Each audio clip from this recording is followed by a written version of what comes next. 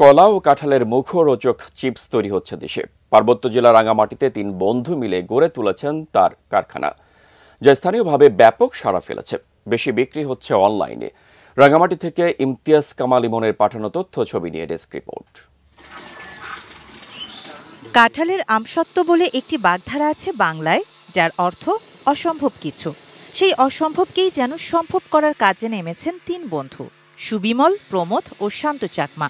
পড়ালেখা শেষে উদ্যোক্তা হওয়ার স্বপ্ন থেকে করতে চেয়েছেন ব্যতিক্রমী কিছু। বিদেশে নানা রকম ফলের চিপস তৈরি হয়। রাঙামাটি শহরের আসামবস্তি এলাকার ছোট্ট একটি ভাড়া ঘরে ৩ তরুণ গড়ে তুলেছেন কাঁঠাল ও কলার চিপস তৈরির কারখানা। শিয়া বাটার ও ভিটামিন ই সমৃদ্ধ lily glam beauty soap. Lily, always beautiful.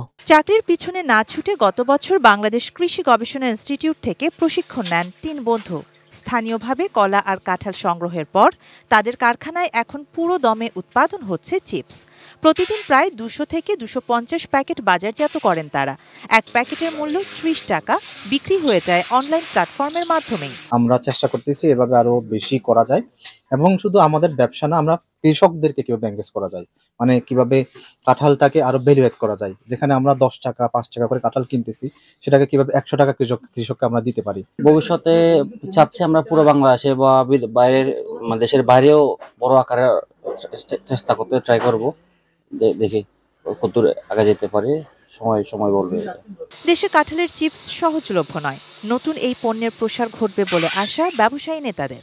এখানে এসএমই ফাউন্ডেশনের যে ব্যবস্থাপনায় যে লোনটা দেয়, এটার ব্যাপারে আমি তাদেরকে সহযোগিতা করব, এবং তারা যদি আমাদের সহযোগিতা চায়, আমরা ব্যাংক লোন সহ অন্যান্য ক্ষেত্রে সর্বক্ষেত্রে তাদেরকে আমরা সহযোগিতা করব।